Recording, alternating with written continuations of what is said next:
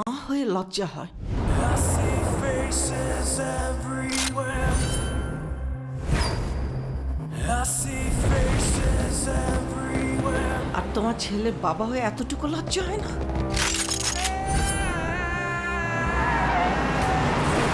উনি একজন drug addicted. উনি একজন রেপিস্ট।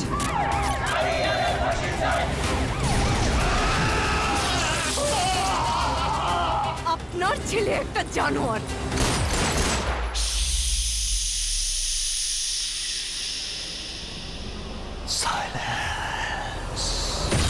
ওর এখনই এই অবস্থা, ওর ফিউচার কি? আমি আমার ফিউচার নিয়ে ভাবি না, অতীত নিয়েও ভাবি না। আমি শুধু একটা জিনিসই ভাবি, নিতু শুধুই আমার।